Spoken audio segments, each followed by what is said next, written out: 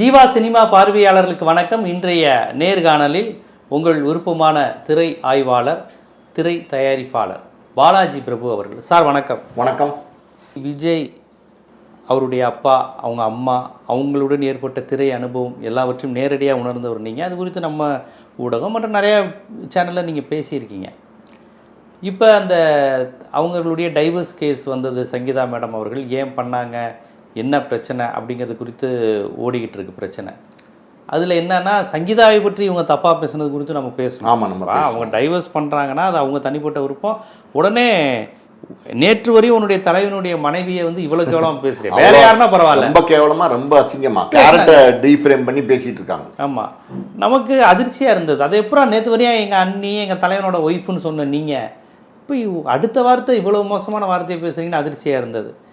அதுக்கு பிறகு அவங்க சொல்லியிருந்ததில் முக்கியமானது, என்னைய ஒரு சைக்கோ மாதிரி ட்ரீட் பண்ணார், முடியலை, டொமஸ்டிக் வயலன்ஸு, பொருளாதார சுதந்திரம் இல்லை, நாங்கள் ரொம்ப தனிமைப்படுத்தப்பட்டோம், தனிமைப்படுத்துறது இவ்வளோ பெரிய வன்கொடுமை, இதெல்லாம் அனுபவித்தேன் அப்படின்னு சொல்லிட்டு அந்த நடிகையோட தொடர்பில் இருந்தாருன்னு சொல்லிட்டு அதுக்காக கூட கேட்கல. ஆனால் அந்த நடிகை கடைசியில் ஃபோட்டோவை போட்டாங்க. அது வந்து என்னைய ரொம்ப டம்மி, ஒரு கேவலப்படுத்துகிற மாதிரியே, டம்மி தானே, ஓம் புருஷனா இருந்தா அப்படிங்கிற மாதிரி போடுற மாதிரி இருக்கப்ப எங்களுக்கு ஒரு மாதிரி அவமானமாக இருக்குது பொது வெளியில், எங்கள் ரிலேட்டிவ் மத்தியில். அப்போ திட்டமிட்டே எங்களை அவமானப்படுத்துகிறாங்கன்னு. இப்போ பார்த்தா விஜயே ஆமாம் இப்போ என்ன அப்படிங்கிற மாதிரி அவங்களோட போய் ஒரே மாதிரி ட்ரெஸ், அதாவது ஒரு இதுக்கு போகிறது பிரச்சனை இல்லை, அது யாருக்கு செய்தி சொல்கிறாருன்னா ஒய்ஃப் கிட்ட, நீ இப்படி தான் உன்னைய வச்சுருப்பேன் அப்படின்னு ரொம்ப ஒரு சைக்கோ மாதிரி தன் மனைவியை வந்து கேவலப்படுத்துறது, அவமானப்படுத்துறது மாதிரி த்ரிஷாவோடையே அவர் போயிருக்காருங்கிறப்ப நேற்று சமூக வலைதளத்தில் இதுதான், ஏன்னா இவ்வளோ ஓப்பனாகவே இருக்காரு அப்படிங்கிற மாதிரி. என்ன சார் அவர் திட்டம் என்னது? அவருக்கு டைவர்ஸ் கேட்டால் கொடுத்துட வேண்டியது. அவர் திட்டம் என்னன்னு யாராலையும் கண்டுபிடிக்க முடியாது சார். அதாவது வந்து அந்த சங்கீதா அவங்க பார்த்தீங்கன்னா போன வாரம் தான் விவாகரத்து வழக்கு தொடுத்துருக்குறாங்க. இந்த வாழ்க்கை வேண்டாம் அப்படின்னு சட்டப்பூர்வமாக வந்து கோர்ட்டுக்கு போயிருக்காங்க. ரொம்ப நாகரிகமாக அவங்க மனு தாக்கல் பண்ணியிருக்கிறாங்க. அந்த நடிகை யாருங்கிறது கூட அவங்க குறிப்பிடல. தேவைப்பட்டால் அந்த நடிகை யாருங்கிறத நான் சொல்லுவேன் அப்படின்றத அவங்க சொல்லியிருக்காங்க. இவர் நேத்திக்கு பார்த்தீங்கன்னா அந்த சம்பந்தப்பட்ட அந்த நடிகை எந்த நடிகை மேலே அவங்க வந்து குற்றம் சாட்டுறாங்களோ அந்த நடிகையோட நீங்கள் சொன்ன மாதிரி பார்த்தீங்கன்னா ஒரே காரில் ஒரே மாதிரியான கலர் காஸ்டியூம் போட்டு அவங்க அதே கலர் அதே கலரில் பட்டு வேஷ்டி பட்டு சட்டை போட்டு புக்கே ஒன்று கையில் எடுத்துட்டு தம்பதி சகிதமாக ஒரு மனைவி ஒரு கணவன் 2 பேர் இறங்கி போய் ஒரு கல்யாணத்தை அட்டன் பண்ணுவாங்கன்னு பேர். அதே மாதிரி பார்த்தீங்கன்னா அந்த நடிகையை கூட்டிகிட்டு போய் மேடை ஏறி அந்த மணமக்களை வாழ்த்திட்டு திருப்பி வந்து காரில் ஏறி போகிறாரு. இந்த வீடியோ நேற்றுக்கு பார்த்தீங்கன்னா சோஷியல் மீடியாவில் பயங்கர வைரலாக போயிட்டுருக்கு. அதாவது மனைவி வந்து விவாகரத்து வழக்கு போட்டிருக்காங்க, இதுக்கு என்ன பதில் சொல்ல போறாரு, இது வந்து அவருடைய அரசியல் வாழ்க்கைக்கு பெரிய பின்னடைவாக இருக்கும் அப்படிங்கிற மாதிரியும், இதை எப்படியாவது சமாதானப்படுத்துவார் மனைவியை, இது எப்படியாவது சரி பண்ணுவார் அப்படிங்கிற மாதிரி ஊடகங்களில் விவாதங்கள் போயிட்டு இருக்கும்போது பார்த்தீங்கன்னா அவர் அந்த நடிகையவே கூட்டிகிட்டு வந்து கல்யாணத்துக்கு போகிறதுங்கிறது ரொம்ப, அதாவது வந்து ஷேடிஸ்ட் அப்படின்னு நிறைய பேர் சொல்லியிருக்கிறாங்க. பல காணொலிகள் அவருடைய குடும்பம் சகிதம்னா ஒய்ஃபோட போகணும், ஆனால் எந்த நடிகை பேர் அடிபடுதோ அந்த நடிகையோட ஒரே ட்ரெஸ்ஸில் ஒரே காரில் போய் அதை வேணும்னே எல்லாரும் பார்க்கணும்னு பார்த்தா அதுதான் இதெல்லாம் எப்படின்னா ஒரு ஷேடிஸ்ட் மனப்பான்மை. அதாவது மனைவி அவங்க வந்து பார்த்தீங்கன்னா 2021 தனியாக நான் இருக்கேன் அதே வீட்டில், எனக்கும் என்னுடைய கணவருக்கும் பேச்சுவார்த்தை கூட இல்லை அப்படிங்கிறது அவங்க மனுவில் சொல்லியிருக்கிறாங்க. அவங்களுக்கு நடந்திருக்கிற இந்த துன்பமே பெரிய துன்பம். உண்மையாக சொல்லப்போனால் ஒரு பெண்ணை மதிக்கக்கூடியவன் நிச்சயமாக பார்த்தீங்கன்னா இந்த அடிப்படை மரியாதையாவது அந்த மனைவிக்கு கொடுத்துருக்கணும், அது கூட கொடுக்கலைங்கிறது இங்கே பரிதாபமான நிலைமை. ஆனால் இந்த நடிகையோடு வந்து ஜோடி போட்டு போய் வந்து மேடையில் ஏறி இறங்கி அதெல்லாம் பார்க்கும்போது எப்படின்னா அந்த அவர் மனைவிக்கு அவர் என்ன சொல்கிறார் அப்படின்னா, இனிமே நீ என்ன பேசினாலும் பரவாயில்ல, நீ கோர்ட்டுக்கு போய் நீ வந்து என் மேலே விவாகரத்து வழக்கு தொடுத்துருக்கிறியா, அப்போ என்னையை வந்து டீஃப்ரேம் பண்ணுறியா, நான் வந்து ஒரு கட்சி தலைவனா இன்னைக்கு வந்து எலெக்ஷனில் நிற்க போகிறேன், இந்த நேரத்தில் வந்து என்னை பற்றி நீ வந்து இந்த மாதிரி வழக்கு தொடுத்துருக்கிறியா, நீ இதை ஒரு பேச்சு பொருளாக நீ மாற்றிருக்கிறியா, என்னை நீ இதெல்லாம் வச்சு என்னை நீ என்ன பண்ண முடியும், இப்போ பாரு நான் என்ன பண்ணுறேன் பார் அப்படின்னு சொல்லிட்டு, எப்படி சொல்றது, அந்த நடிகையவே கூட்டிட்டு வெளில போறேன், நான் அந்த நடிகையை கூட்டிட்டு பொது இடங்கள் போறேன், நீ எந்த நடிகையுடைய பேரு தேவைப்பட்டா நான் சொல்லுவேன்னு சொன்னியோ அந்த நடிகை நானே கூட்டிட்டு போறேன், நீ என்ன சொல்றது, நீ என்ன என் மேலே எச்சிக்காரி துப்புறது, நானே மல்லாக்கப்படுத்து குப்புறப்படுத்து நான் வந்து துப்பிக்கிற எச்சிங்கிற மாதிரி இந்த மாதிரி முதல்ல சார் இது என்னன்னா இது இந்த மனநிலை ரொம்ப தப்பான மனநிலை சார். இது வந்து விஜய் ஒரு நடிகராக இருக்கும்போது செஞ்சாலே தப்பு. இப்போ என்ன சொல்றாங்க தெரியுமா, அந்த விஷுவல் வாரியர்ஸ் அந்த குரூப்பு, இந்த அனில் குஞ்சுகள், அவங்க இப்போ சோஷியல் மீடியா ஃபுல்லாக ட்ரெண்ட் ஆக்கிட்டு இருக்காங்க. என்ன ட்ரெண்ட் ஆக்கிட்டு இருக்காங்கன்னா, ஜெயம் ரவி கெனிஷா 2 பேரும் ஜோடி போட்டு ஒரே காஸ்டியூம் போட்டு வந்து ஐஸ்வரி கணேசனுடைய மகள் திருமணத்துக்கு போனாங்க. ஜெயம் ரவியே போகும்போது எங்க அண்ணன் போகக்கூடாதா அப்படின்னு இப்போ வந்து பாத்தீங்கன்னா சோஷியல் மீடியால விவாதம் பண்ணிட்டு இருக்காங்க. கிட்டத்தட்ட ஓப்பனா அறிவிச்சிட்டாரு பிரிய போறோம்னு சொல்லி தான். அதெல்லாம் கிடையாதுங்க. ஜெயம் ரவி பண்ணதே தப்பு தான். ஜெயம் ரவி மனைவியும் பாத்தீங்கன்னா கோர்ட்டுக்கு போயிருக்காங்க, இவரும் கோர்ட்டுக்கு போயிருக்காரு. விவாகரத்து வழக்கு கோர்ட்ல நிலுவையில இருக்குன்னும் போது அவர் வந்து அந்த நடிகையோட ஜோடி போட்டு இதே தான் சேம் இதே சம்பவம் அப்படியே பாத்தீங்கன்னா ஒரே மாதிரியான ட்ரெஸ் ஜெயம் ரவி அந்த கெனிஷா எல்லாம் போட்டு கல்யாணத்துக்கு போனது அது வந்து 100% தப்பு. ஒரு தனி மனித ஒழுக்கம் இல்லாதவன் செய்யக்கூடிய வேலை ஜெயம் ரவி செஞ்சார் அப்படின்னா, ஜெயம் ரவி ஒரு நடிகர், வெறும் நடிகர் மட்டும்தான். அதுவே விமர்சனமாச்சு. ஆனா ஜெயம் ரவி ஒரு நடிகர் அவருக்கே தெரியணும் இது தப்புன்னு. ஆனா தெரியாம செய்யறாரு அப்படின்னா அதை நடிகரா மட்டும் பார்க்கறதுனால நம்ம கடந்து போகலாம். நீங்க விஜய் வெறும் நடிகரா மட்டும் பார்க்க முடியாது. நீங்க விஜய் வந்து இன்னைக்கு ஒரு கட்சி தலைவரா இருக்காரு, இந்த நாட்டை ஆளக்கூடிய ஒரு தலைவனா வரணும்னு நினைக்கிறாரு. இப்போ வந்து தன்னை வந்து முதலமைச்சர் வேட்பாளராக முன்னிறுத்திக்கிறாரு, எலெக்ஷனை சந்திக்க போறாருன்னும் போது ஒரு நாட்டை ஆளக்கூடிய ஒரு தலைவனா நீங்க ஆசைப்படுறீங்க வரணும்னு. அப்படி இருக்கும்போது அதுக்கான தகுதியை, அடிப்படை தகுதியை நீங்க வளர்த்துக்கணுமா வேணாமா? இது அப்படி நீங்க உங்களை வந்து எத்தனை பேர் ஃபாலோ பண்றாங்க? உங்களை வந்து ஃபாலோ பண்றது தப்பு. நம்ம பல நேரங்களில் அவரை ஃபாலோ பண்ணாதீங்க அப்படின்றது நம்ம சொல்லிகிட்டே தான் இருக்கோம் தொடர்ந்து. ஆனால் ஒரு கூட்டம், வெறித்தனமான கூட்டம், அது என்ன மாதிரியான கவர்ச்சின்னு தெரில. ஒரு படத்தில் பாட்டு பாடி டான்ஸ் ஆடுறாரு. இப்போ வந்து பாருங்களேன், இப்போ ஒரு இனக்கவர்ச்சி அப்படிங்கிறது ஒரு 16-17 வயசுல 15 வயசுல வரும். அது தவிர்க்க முடியாது, அது இயற்கையான விஷயம். அந்த மாதிரி வந்து ஒரு நடிகன் மேல ஒரு கவர்ச்சி, அது என்ன கவர்ச்சினே நம்ம சொல்றதுக்கு தெரியல. இது வந்து முழுக்க போலி, முழுக்க பொய் அப்படின்னு தெரிஞ்சு அவர் வந்து பாத்தீங்கன்னா திரையில வந்து பம்பாய் சிட்டி சுக்கா ரொட்டின்னு பாட்டு பாடி ஆடினாரு. அதுக்கப்புறம் தொட்டபெட்டா ரோட்டு மேல முட்டை புரோட்டான்னு பாட்டு பாடி ஆடினாரு. அப்படி போடுன்னு பாட்டு பாடி ஆடினாரு. இந்த திரையில பார்க்கிற நடிகனை தரையில நீங்க பார்க்கறதுக்கு, அந்த திரையில பார்க்கிற நடிகன் போலி அப்படிங்கிறது கூட தெரியாம, அவன் முழுக்க உங்களை வந்து போலித்தனமா திரையில ஏமாத்துறான் அப்படிங்கிறது கூட தெரியாம அவனை வந்து ஒரு கூட்டம் ஃபாலோ பண்ணிட்டு போறாங்க. அந்த ஃபாலோ பண்ணிட்டு போற கூட்டத்துக்கு இப்ப என்ன சொல்றாங்க, எங்க அண்ணி திரிஷா அப்படிங்கிறாங்க. பேரை பயன்படுத்தக்கூடாதுன்னு வந்து சொல்லியிருந்தாங்க. ஆனால் அவங்க வெளிப்படையாக ஜோடி போட்டு வராங்க. இப்போ அவங்க வந்து அவங்க சொல்றது நான் சொல்கிறேன், அண்ணி திரிஷா அப்படிங்கிறாங்க. அதாவது பொருத்தமான ஜோடி எங்கள் அண்ணனுக்கு அப்படிங்கிறாங்க அந்த நடிகை பேரை சொல்லி. இது எப்படிங்க நீங்கள் எப்படி சரியாக வரும்? இது இப்படி வந்து அந்த நடிகர் என்ன செஞ்சாலும் அந்த நடிகருக்கு முட்டு. 28 ஆண்டுகளாக அவருடன் வாழ்ந்த ஒரு பெண்மணி என்னைய சைக்கோவா பிட் பண்ணி குடும்ப வன்முறை மாதிரி என்னை நடத்தினாருன்னு சொல்லியிருக்கிறாங்க. அதை பற்றி ஒரு விமர்சனம் அதை சொல்லலாம். தனிப்பட்ட வாழ்க்கை அதை அண்ணன் பார்த்துக்குவான்னு சொன்னால் கூட பரவாயில்ல. இன்னொரு பெண்ணோட நினைச்சு அடுத்த அண்ணி எங்களுக்கு ரெடி ஆயிடுச்சு அப்படின்னு சொன்னாங்கன்னா இது என்ன? அதுதான் சொல்றேனே, இது மாதிரி ஒரு கேவலமான ஒரு மனநிலை உள்ள ஒரு கூட்டத்தை நீங்க எங்கேயாவது பார்த்துருப்பீங்களா? இது என்ன மாதிரியான மனநிலை நான் கேட்குறேன்.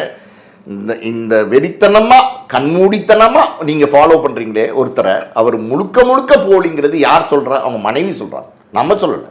அவன் பையன் அன்ஃபாலோ பண்ணிட்டு போறாரு. பாத்தீங்களா? அந்த பையன் சஞ்சய்ங்கிறவர் வந்து பாத்தீங்கன்னா இன்ஸ்டால இருந்து அவங்க அப்பாவை அன்ஃபாலோ பண்ணிட்டு போறாரு. எல்லா பையனுக்கும் அவங்க அப்பா தான் ஹீரோ.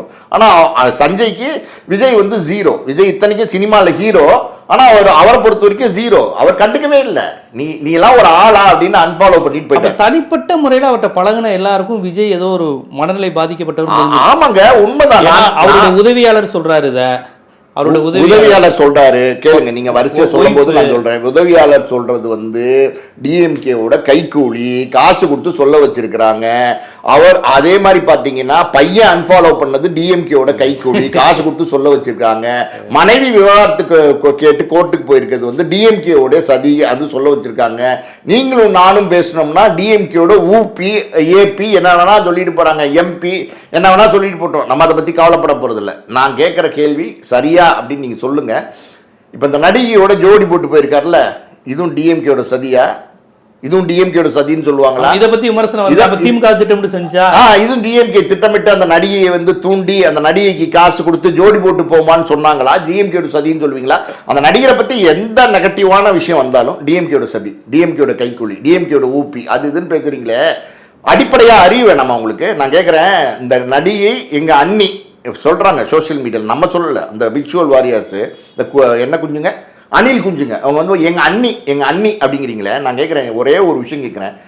உங்கள் வீட்லேயும் அக்கா தங்கச்சி இருக்காங்க, எல்லார் வீட்லேயும் பெண்கள் இருக்காங்க. நம்ம அம்மா பெண் தான், நம்ம மனைவி பெண் தான், நம்ம சகோதரி பெண் தான், எல்லாருமே மகள் பெண் தான், எல்லாருமே பெண்ணாக இருக்கிறாங்க. அப்படின்னும் போது உங்களுடைய தங்கச்சியுடைய கணவர் வேற ஒரு பொண்ணோட வந்து ஜோடி போட்டு இதே மாதிரி திருமண விழாக்கு கை கோர்த்துட்டு கூட்டிகிட்டு போய் புக்கை கொடுத்தா, உங்கள் தங்கச்சியை வீட்டில் விட்டுட்டு கொடுத்தா நீங்கள் அன்னைக்கு ஒத்துப்பீங்களா? அன்னைக்கு நீங்கள் இது வந்து நியாயப்படுத்தி பேசுவீங்களா? என் புது தங்கச்சி, ஆமா, இதாண்டா புது மதினி, இதான் என் புது தங்கச்சி, இதான் என் புது மதினி அப்படின்னு சொல்லி நீங்கள் இதான் என் புது அண்ணின்னு சொல்லி பின்னாடி போவீங்களா? என்ன மாதிரியான, அதாவது ரொம்ப கேவலங்க இது. இந்த மனநிலை ரொம்ப கேவலம். அதுவும் பர்டிகுலராக நம்ம விஜய் பற்றி பேசும்போது தொடர்ந்து நம்ம சொல்லிக்கிட்டு இருக்கோம், சரியான சீரான மனநிலையில் விஜய் இல்லை அப்படிங்கிறத நம்ம பதிவு பண்ணிக்கிட்டே வரோம், தொடர்ந்து பதிவு பண்ணிக்கிட்டே வரோம். அது வந்து இப்போ தெளிவாக புரிஞ்சிருக்கு.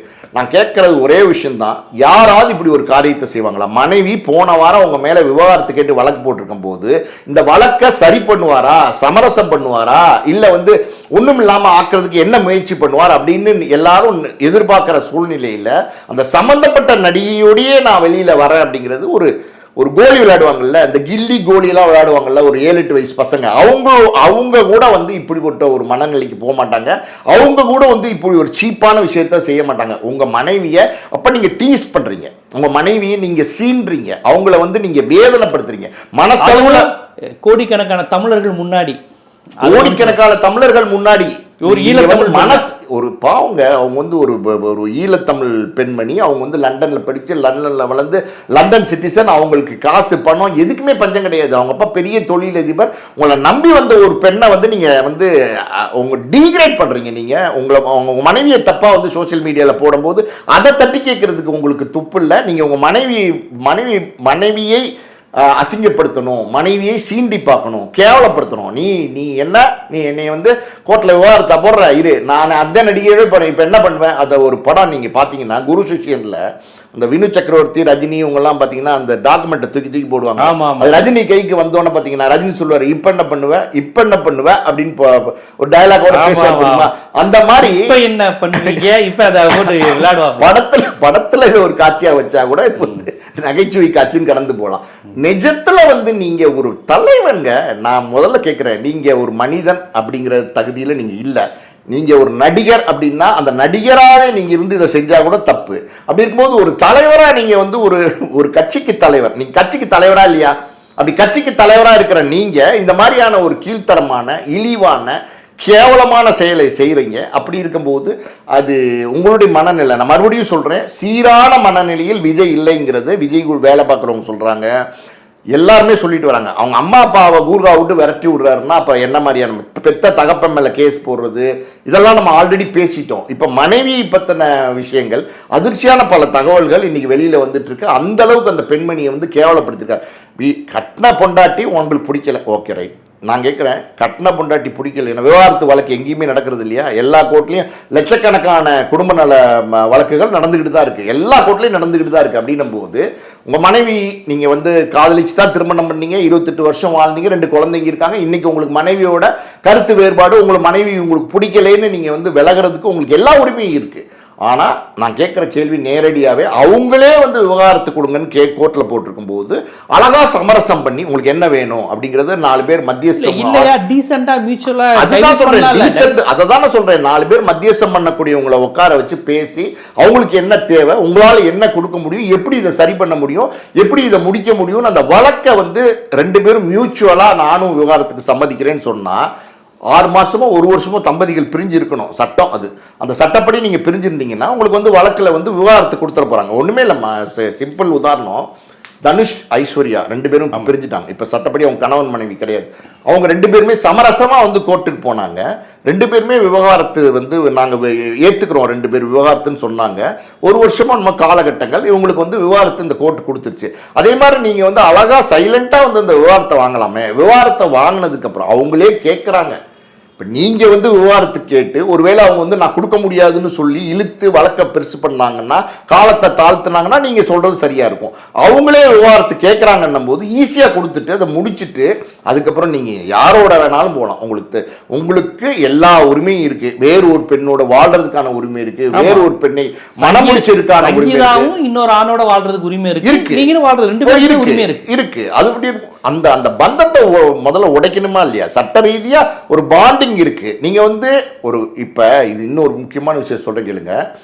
ஒரு குடும்பத்துக்குள்ள நீங்க வந்து கணவனா அந்த மனைவிக்கு, எனக்கு தெரிஞ்ச இந்த கல்யாணம் வந்து இங்க ராஜாமுத்தியா ஹாலில் எக்மோர்ல நடந்துச்சு. நானும் அந்த கல்யாணத்துக்கு போயிருந்தேன், விஜயோட கல்யாணத்துக்கு.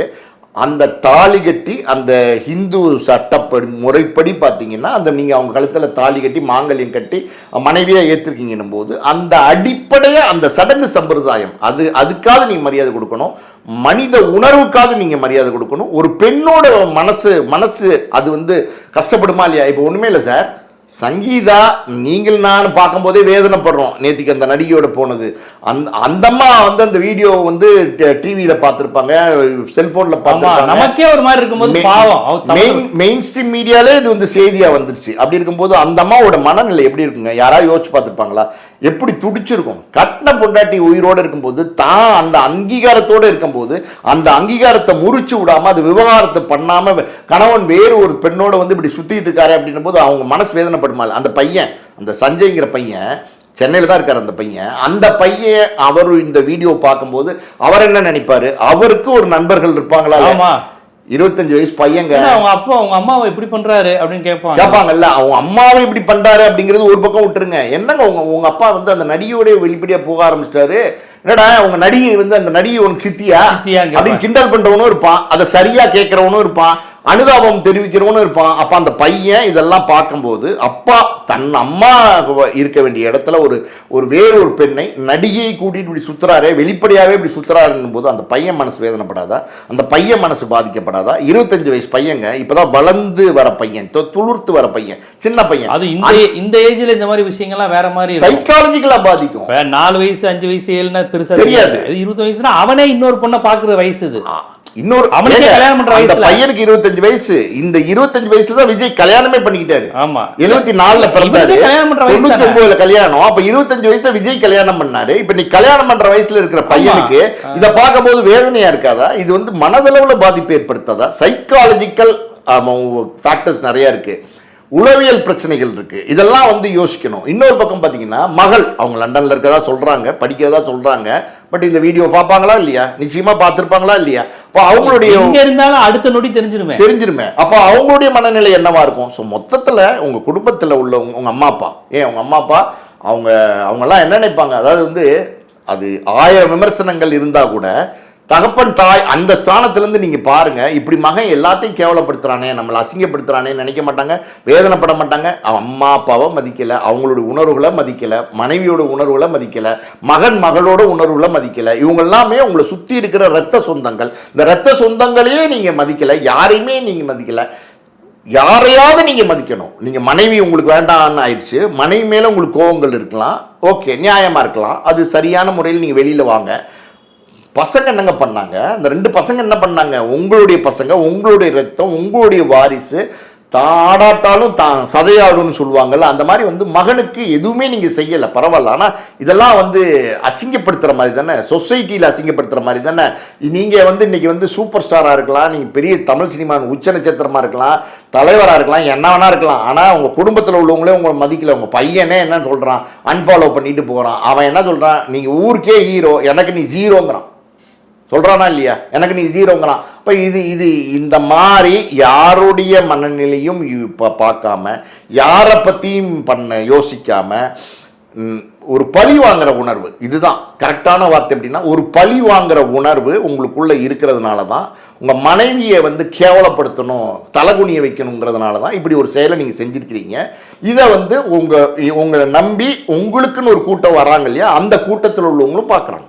இந்த கரூர் சம்பவம் நடந்ததுக்கப்புறம் ஊரை கூப்பிட்டு நீங்கள் வந்து நீங்கள் எங்கே போக முடியாமல், நீங்கள் வந்து இறந்த வீட்டுக்கு இவர் போக முடியாதாம்மா, இறந்த வீட்டில் உள்ளவங்கள மகாபலிபுரத்தில் ஒரு கல்யாண மண்டபத்தில் ரிசார்ட்லேயே கூப்பிட்டு தனித்தனியாக கட்டி பிடிச்சி நீலிக்கண்ணீர் வடிச்சிருக்கிறாரு. என்ன நீலிக்கண்ணீர் வடிச்சிருக்காரு. அப்போ அத்தனையும் பொய்யா எல்லாமே பொய்யுங்க டோட்டலாக. அதெல்லாம் விடுங்க. இவர் போகிற இடத்துல எல்லாம் 2 பேர் செத்து போயிடும். போற இடத்துல எல்லாம் 2 பேர் சேர்த்து போலீஸ்ல ஜீப்ல அடிபட்டு 2 பேர் ட்வின்ஸ். அந்த பால்காரரோட பையன் நினைக்கிறேன். அந்த பையன் அவங்க அப்பா சொல்றாரு எப்படியாவது என் மகனா காப்பாற்றணும், என்னமாச்சும் பண்ணி காப்பாற்றணும்னு சொல்றாரு. ஒரு பையன் முதுகுத்தண்டு ஆபரேஷன் பண்ணி படுத்து கிடக்கிறான், ஆபத்தான நிலைமையில இல்ல. இன்னொரு பையன் மூளையில ரத்த கசிவு, அந்த பையன் ஆபத்தான நிலைமையில வாழ வேண்டிய வயசு. காலேஜ் பசங்க, காலேஜ் படிக்கிற பசங்க. நீ படிச்சுதான் குடும்பத்தை நீங்க காலேஜ் படிக்கிற பசங்க. நீங்க போய் வந்து எப்படி சொல்றது, தஞ்சாவூர்ல பேச போறாராம். உடனே வந்து இவருக்கு சொல்லியிருக்காங்க, போய் தோல்ல வந்து பச்சை துண்டை போட்டிருக்காங்க. இவர் கிளம்பும் போது அங்க அந்த கேரவன்ல இருந்து இறங்கும் போது உடனே கேட்டிருக்காரு, என்ன நம்ம கட்சி துண்டு போடாம பச்சை துண்டு போட்டிருக்கீங்கன்னு. தம்பி இது வந்து விவசாயிகளுடைய தேசம் தம்பி, நீங்க வந்து பச்சை துண்டு போட்டு போங்க. ஓ விவசாய அடையாளமா இது, சரி போடுங்க பச்சை துண்டுன்னு போட்டு வந்து போடுங்க பச்சை துண்டு போடுங்க. எதுவும் தெரியுது கிடையாது இல்லங்க. கூல் ட்ரிங்க்ஸ் விளம்பரத்தில் நடிச்சாரு. அதுக்கப்புறம் பாத்தீங்கன்னா அந்த கத்தி படம்னு நினைக்கிறேன், அது வசனம் பேசுறாரு. இந்த தண்ணி எல்லாம் வந்து பாத்தீங்கன்னா இந்த கூல் ட்ரிங்க்ஸ் காரங்கள தான் கழிவுகள் எல்லாம் வெளியிடுது, வந்து எப்படி சொல்றது, சுகாதார சீர்கேடு ஏற்படுது, இத்தனை லிட்டர் தண்ணி வந்து திருடு போகுது, நம்ம மக்களுக்கு கிடைக்க வேண்டிய தண்ணி, விவசாயத்துக்கு கிடைக்க வேண்டிய தண்ணி வந்து இப்படி வந்து கூல் ட்ரிங்க்ஸ் கம்பெனி, வெளிநாட்டு கூல் ட்ரிங்க்ஸ் கம்பெனிக்கு போகுது அப்படின்னு சொல்லி வசனம் பேசுறாரு. ஆனா அவர் வந்து எப்படின்னா கோக் குடிங்க என்னமோ பாட்டு பாடினாரு. கோக் குடிங்க என்னமோ சொல்லி ராப் பண்ணுங்க அப்படின்னு சொல்லி பாட்டு பாடுவாரு, டான்ஸ் ஆடுவாரு.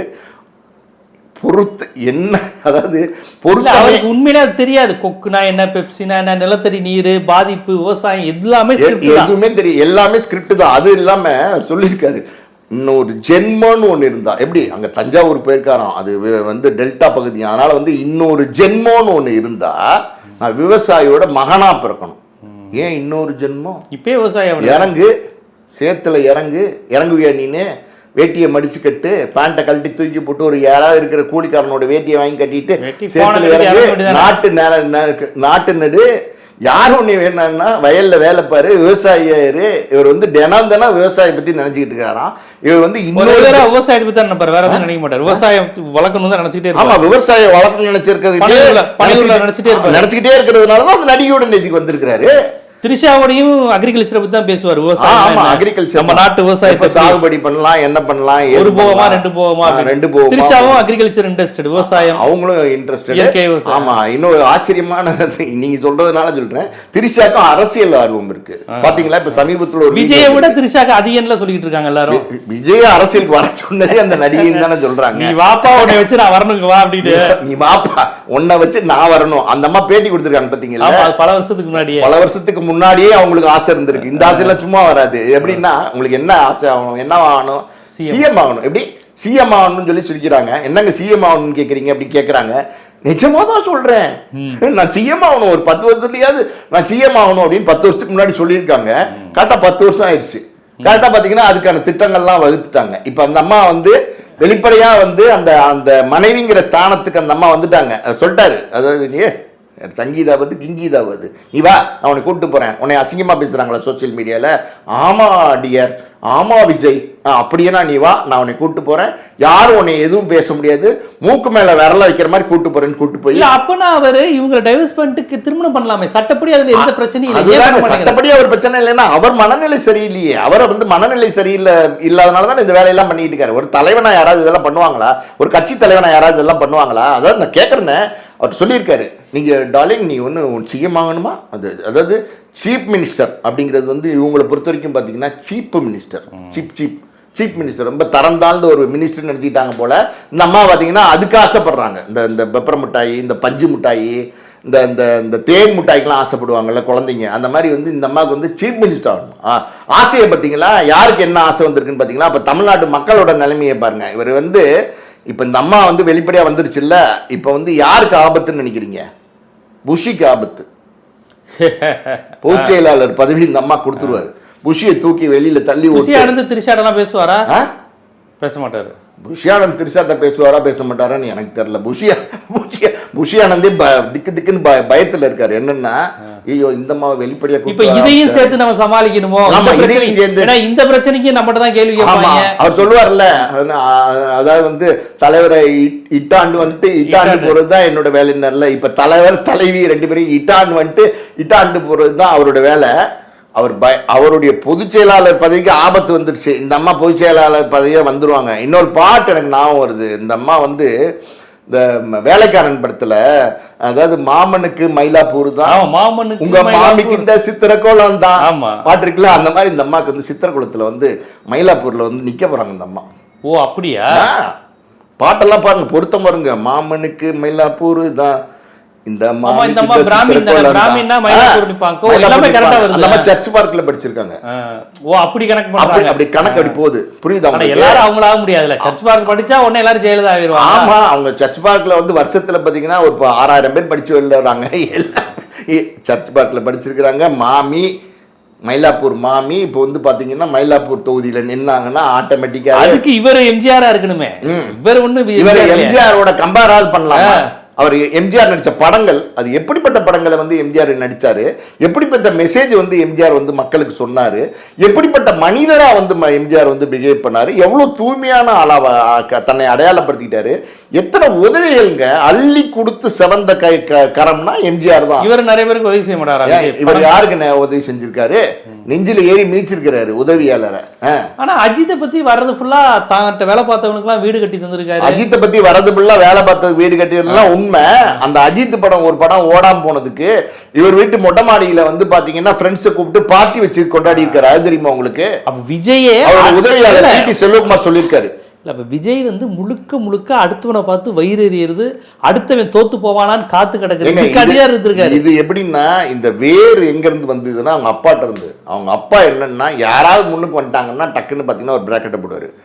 அப்படிதான் வந்து சூர்யாவுக்கு ஒரு பிராக்கெட்டை போட்டாரு. எந்த படத்துல? பெரிய என்னான்னு ஒரு படம் இல்ல, வா சூர்யா சரியா மாட்டிக்கிட்டவா அப்படின்னு உள்ள கூப்பிட்டு போய் பெரிய என்னான்னு ஒரு படம்.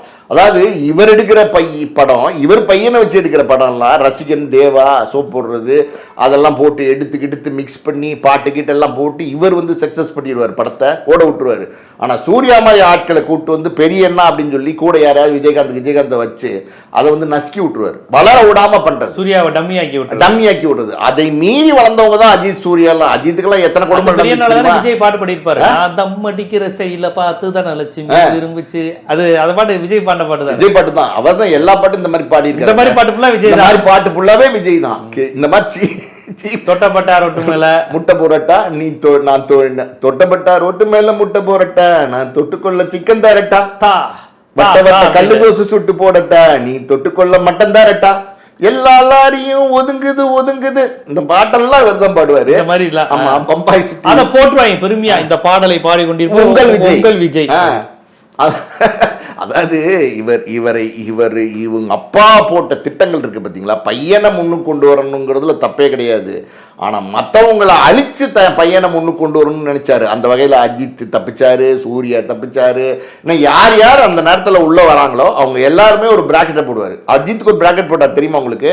நான் ஒரு படம் டைரக்ட் பண்ண தம்பி அப்படின்னாங்க. அவங்க கரெக்டாக அவருக்கு புரிஞ்சு போச்சு. அஜித்துக்கு ராஜாவின் பாருன்னு ஒரு படம் நடிச்சார்ல, அதுவே உங்களோட சஜித் கொண்டு இருப்பாங்க, அஜித்தை கொண்டுருவாங்க அந்த படத்தில். அது கொன்றுவாங்கன்னு வந்து அந்த கதைப்படி அப்படி கிடையாது, ஆனால் கொன்றுவாங்கன்னு மாதிரி கொண்டுட்டாங்க. அது விடுங்க, திட்டத்தை புரிஞ்சுக்கிட்டு அவர் எஸ்கேப் போயிட்டார். அப்படி எஸ்கேப் ஆனவங்க தான் இன்னைக்கு வந்து முன்னுக்கு வந்திருக்கிறாங்க.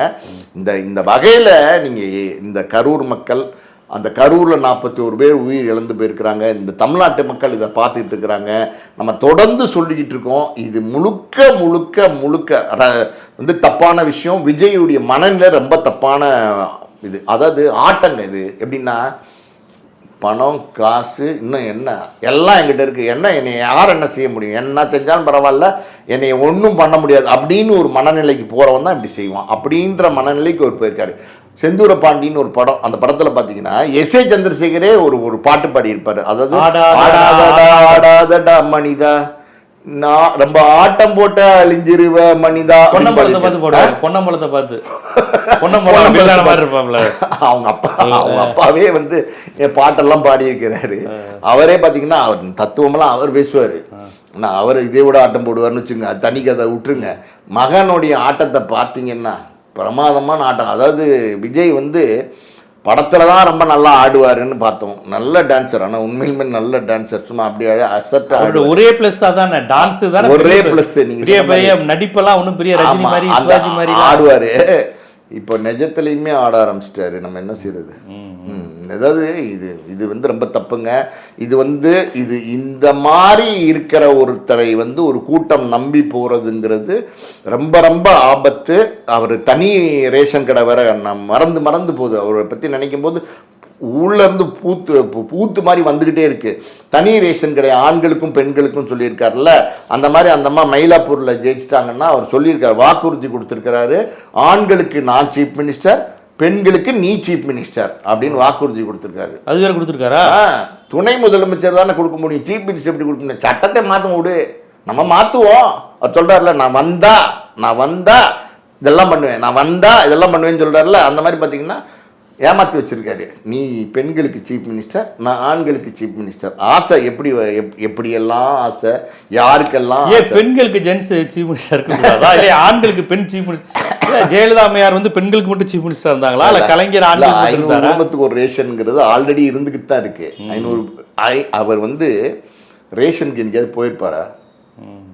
பைய எடுத்துக்கிட்டு அரிசி, பருப்பு, எண்ணெய் இதெல்லாம் வாங்குறதுக்கு என்னைக்காவது ரேஷன் போயிருப்பாரா? ரேஷன் கார்டாது என்னன்னு இவருக்கு தெரியுமா? ஏதாவது விக்கிபீடியால அந்த நேரத்தில் படிச்சுட்டு பேசுறது தானே இது. என்னைக்கா, நாங்கள் நிஜமாவே தான் கேட்குறேன், என்னைக்காவது ரேஷன் கடைக்கு போயிருப்பாரா? நானும் தான் மாதம் ரேஷன் வாங்குறேன். என்னைக்காவது ரேஷன் கடைக்கு போயிருப்பாரா? இவர் வந்து பார்த்தீங்கன்னா, அதாவது முதல்ல பேசுறதுக்கு முன்னாடி எழுதி கொடுக்குற ஸ்கிரிப்டில் அதில் என்ன வந்து நியாயம் இருக்குது, அதில் என்ன சரி இருக்குது, நம்ம இதை பேசலாமா வேணாமான்னு 2 பேர்கிட்ட சட்ட வல்லுநர்கிட்ட கேட்டிங்கன்னா கூட உங்களுக்கு சொல்லி கொடுப்பாங்க. நீங்கள் ரேஷன் கடையில் ஆணுக்கும் பெண்ணுக்கும் சமத்துவத்தை கொண்டு வரணும்னு நினைக்கிறீங்களே, உங்கள் கட்சியில் இருக்கிறவர் புஷி ஆனந்த், உங்கள் கட்சியில் இருக்கிறவர் ஆதவ் அர்ஜுனா, அப்புறம் நிர்மல் குமார், அப்புறம் அருண் ராஜா, இப்படி வந்து முக்கியமான பொறுப்புகளை எல்லாம் ஆண்கள் கொடுத்துருக்குறீங்களே. அதாவது ஒரு பெண் இருக்கிறாங்களா அதில்? அந்த பொறுப்பு, முக்கியமான பொறுப்பில் ஒரு பொண்ணை சொல்லுங்கள் நீங்கள். இப்போ நீங்கள் சமத்துவம்னா எல்லாத்துலேயும் கொடுக்கணும்ல, அந்த பொறுப்புக்கு தான் இப்போ இந்த அம்மா நடிகை வந்து கொடுக்க போகிறாரு. பொதுச் செயலாளர் புஷியை வெளியில் தள்ளி விட போகிறாரு. புஷி வந்து பார்த்தீங்கன்னா, நான் தம்பி, நான் உங்களை இட்டாண்டு போய் நிற்கிறேன், கரெக்டாக தானே செஞ்சு நிற்கிறேன், என்ன போய் இப்போ பொதுச் செயலாளர்லேருந்து வெளில போய் சொல்லிக்கிறீங்களே தம்பி, என்ன பண்ண தம்பி? அவர் சொல்கிறாரு, பாண்டிச்சேரியில் 2000 பேர் ஓட்டு போடுற தொகுதியில் நின்று ஜெயிச்சிங்கல்ல, அங்கே போய் நில்லுங்கன்னு இருப்பார். நம்பி வந்தவங்க, பெற்றவங்க, கட்டுனவங்க, பெற்ற குழந்தை எல்லோரையும் வதச்சு பார்க்குறாரு. அவங்கள எல்லோரையும் வதச்சு பார்க்கறது மட்டும் இல்லை, எல்லோரையும் சிதைச்சு பார்க்குறாரு. ஆமாம், இது அவங்கள சீண்டி பார்க்குறாரு. நீ என் ஒய்ஃபா, நீ எங்கள் அப்பாவா, நீ நம்பி வந்த ரசிகனா, சாகு எல்லாத்தையும். இப்படி ஒரு கேரக்டர் நம்ம பார்த்ததே இல்லை. செத்து போனவே உனக்காக செத்த வேண்டா அப்படியா சார்? உங்களை பார்த்தா போதுன்ட்டு செத்து போயிருக்கான் சார். 1.5 வயசு குழந்தைய தாய் இழந்திருக்கு. கேரவன்ல பாட்டு பாடி போவார்னு நினைக்கிறேன்.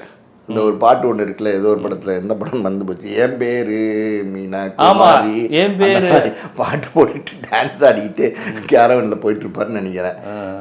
அரசியலுக்கு வந்த நோக்கமே தப்புங்க. அரசியலுக்கு வந்த நோக்கமே தப்பு. அரசியலுக்கு வந்த நோக்கம் சரியில்லாமல் இருக்கலாம். வந்ததுக்கு அப்புறமாவது நீங்கள் உங்களை தயார்படுத்திக்கலாம், வந்ததுக்கு அப்புறமாவது உங்களை வந்து சரிப்படுத்திக்கலாம், அரசியல் படுத்திக்கலாம். எதுவுமே கிடையாது. கூட இருக்கிறவங்களும் சரியில்லை, தொண்டர்களும் அரசியல் படுத்தலை, யாரையுமே அரசியல் படுத்தலை. சினிமாவில் எப்படியோ ஜெயிச்சிட்டார். அது என்னமோ நாளைய தீர்ப்பு அப்படின்னு நடிக்க வந்து பார்த்தீங்கன்னா, செந்தூர பாண்டி, அது இது, ரசிகன் தேவா கீவா, பூவனுக்காக, காதலுக்கு மரியாதை. இந்த படத்தில் ஒரு நடிக்கிறதுக்காக தகுதி இருக்கா? காதலுக்கு மரியாதை, காதலிக்கு மரியாதை கொடுக்குற பொண்டாட்டி கொடுக்குற மரியாதையை பார்த்தீங்களா? அந்த காதலுக்கு மரியாதையோட ஹீரோ பார்த்தீங்களா? யாரையுமே கண்டுக்கலை. வந்துட்டார், அரசியலுக்கும் வந்துட்டார். அந்த வந்ததுக்கு அப்புறமா தன்னை தயார்படுத்திக்கலாம். சில பேர் வந்ததுக்கு அப்புறம் கூட சரி பண்ணிப்பாங்க. நமக்கு இவ்வளோ பேர் செல்வாக்கு இருக்கா, இவ்வளோ கூட்டம் இருக்கா, இவ்வளோ மக்கள் நம்மளை நம்புறாங்களா, அப்போ நம்ம அந்த மக்களுக்கு ஏதாவது செய்வோம்னு ஒரு மன மாற்றங்கள் வரலாம். அது கூட இவருக்கு இல்லை. இதெல்லாம் பார்த்து ரசிக்கிறாரு, சிரிக்கிறாரு. லைட் ஆஃப் பண்ணி போட்டு போனவர் தானே இவர் அந்த கரூர் கூட்டத்தில். அப்படி இருக்கும்போது அவருடைய மன இவ்வளோ கூட்டம் நிற்கிது, வெயில் அடிக்குது, பெண்கள் இருப்பாங்களே, பாத்ரூம் வசதி இருக்கா, சாப்பிட்டா, இப்படிலாம் யோசிக்காம கத்துறாம்பாரு, ஆஃப் பண்ண கத்துவாம்பாரு, ஆஃப் பண்ணு, லைட்டு போட்டோன்னா தனக்காக கத்துறாங்கிறது ரசிக்கிறாரு. என்ன மனநிலை? நல்ல மனநிலையில் இருக்கிறவர் நெப்போலியனை அசிங்கப்படுத்தினது, ராதா ரவியை அசிங்கப்படுத்தினது, இன்னும் பல விஷயங்களை நம்ம தொடர்ந்து பேசிக்கிட்டே தானே இருக்கோம். மறுபடியும் நம்ம பேசிக்கிட்டே தான் இருக்கோம். இப்போ இதை வந்து யாருடைய சதி, எந்த கட்சியினுடைய சதின்னு சொல்லுவாங்கன்னு எனக்கு தெரியல. இதை கூட வந்து டிஎம்கே சங்கீதா திமுக ஆளு, மகன் டிஎம்கே ஆளு, மகள் டிஎம்கே ஆளு, எல்லாருமே டிஎம்கே ஆளு. நீங்கள் நானும் ஊபி, டிஎம்கே ஊபி. இது என்ன மாதிரியான கூட்டம்? எனக்கு விஜயை விட விஜய்க்கு வர கூட்டத்தை நினைச்சா பயமா இருக்கு. தமிழ்நாட்டை நினைச்சா இது எனக்கு உண்மையாலுமே இது என்ன கவர்ச்சி அப்படின்னு எனக்கு தெரியல. இது ரொம்ப தப்பா இருக்கானா. ஒரே ஒரு விஷயம் மட்டும் புரியுது, ரொம்ப தப்பா இருக்கு. யார் வேணா அரசியலுக்கு வரலாம், அது உண்மையாலுமே யார் வேணா வரலாம் ஜனநாயக நாட்டில். ஆனால் அது நல்ல மனிதனாக வரணும். நீங்கள் அடிப்படையிலே இப்படி மனச்சிதைவு உங்களுக்கு இருக்குன்னும் போது நீங்கள் மக்களுக்கு தலைவனாக வந்தீங்கன்னா அப்போ அந்த மக்களோட நிலைமையை நினச்சி பார்க்கும்போது ரொம்ப வேதனையாக இருக்கு. ஆனால் அது நடக்க போகிறது இல்லைன்னு வச்சுக்கோங்க. இவர் எந்த காலத்துலையுமே சீஃப் மினிஸ்டராக வரப்போகிறது இல்லை. வரப்போகிற எலெக்ஷனில் பார்த்தீங்கன்னா 234 தொகுதியிலையும் யாரை நிறுத்த போகிறாருன்னு தெரில. சரி, யாரையோ நிறுத்த போறாரு, எதுவுமே கிடைக்க போறது இல்ல, அவரே ஜெயிக்க போறது இல்ல. அந்த லேடி நிக்குமா? புருஷனாவும் இருப்பேன், அண்ணன் தங்கச்சியாவும் இருப்பேன், பொண்டாட்டியாவும் இருப்பேன், அதெல்லாம் கூட எம்எல்ஏ. ஆமா, அந்த லேடி கூட ஒரு பதவி உண்டு, பதவி கொடுக்கலாம். அப்புறம் பிச்சைக்காரனே 4 பேர் வச்சிருக்கான், எங்க அண்ணன் 10 பேரோட இருப்பாரு. இதெல்லாம் நம்ம சொல்லுங்க, அவங்க கொடுக்குற வாக்குமூலம். இதையெல்லாம் இப்பெல்லாம் பேசாதீங்கன்னு சொல்ல மாட்டாரா விஜய்? மானத்தை வாங்காதீங்க அப்படிலாம் சொல்ல மாட்டாரா? ரசிக்கிறாரா? அதையும் எல்லாத்தையும் ரசிக்கிறாரு. அஜித் பொது இடத்துல தான் ரசிகர்களை திட்டுறாரு, இப்படி பிஹேவ் பண்ணாதீங்க, போ உன் ஒய்ஃபோட ஸ்பெண்ட் பண்ணு, எதுக்கு என் பின்னாடி அலையறன்னு கேட்குறாரு அவரு. இதெல்லாம் அவர் ரசிக்கிறாருங்க. நம்ம என்னத்தை சொல்றதுங்க? இது ரசிக்கிறது மட்டும் இல்லாமல் அந்த அம்மா வேற நானும் சீஃப் மினிஸ்டர் ஆகணுங்கிறாங்க. எப்படி ஜோடி சேர்ந்துருக்காங்க பாருங்க. அப்படி போடு போடு போடு தன்னால இந்த கூட்டம் இவரை பின்னாடி போறாங்க பார்த்தீங்களா? அதுதான் வேதனையா இருக்கு. இவரை சொல்லி ஒன்றும் இல்லை, அவங்கள தான் நம்ம சொல்லணும். கண்டிப்பாக அவங்கள தான் சொல்லணும். பார்ப்போம், தமிழ் சமூகம் எவ்வளவோ ஒரு இந்த நாடகத்துறையில் சங்கரதாஸ் சுவாமிகள் போன்றவர்களாம் இருந்து வந்த யாரு எவ்வளோ பெரிய பேர்லாம் சொல்றீங்க நீங்க? சொல்றேன், இந்த திரைத்துறைங்கிறது எப்படியெல்லாம் தமிழ் சமூகம் கனெக்ட் ஆயிருக்கு. இவங்க பேரெல்லாம் நம்ம சொல்லவே கூடாது. இவரை பற்றி பேச சிவாஜி, எம்ஜிஆர், இப்போ ரீசெண்டாக எடுத்துட்டா ரஜினிகாந்த், கமலஹாசன், விஜயகாந்த். ஆனால் இவர்கள் மீது மோகம் இருந்தது, பாசம் இருந்தது, அன்பு இருந்தது. அதற்கு அவர்கள் விலையாக ரசிகர்களை மதித்தாங்க. நம்மளை நேசிக்கிறாங்கிறப்ப கண்ணீர் சிந்தினாங்க, ஆனந்த கண்ணீர்னாங்க, ஃபோட்டோ எடுத்துக்கிட்டாங்க, என் உயிரினும் மேலான நாங்கள், என்னை வாழ வைக்கும் தெய்வங்கள், இப்படி தான் சொன்னாங்களே ஒழிய ஒவ்வொருத்தையும் சாகிறதையும் பார்த்து ரசிக்கலை. பார்த்தியா, எனக்காக 55 பேர், உங்களுக்காக சாகரடியா, எனக்கு செத்துருமா அப்படின்னு யாரும் ரசிக்கலை. இது என்ன மனநிலை? கட்டின மனைவியை கேவலமாக பேசுகிறாரு, மகனை கேவலமாக பேசுகிறாங்க.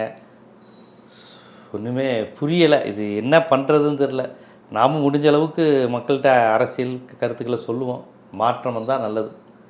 நன்றி.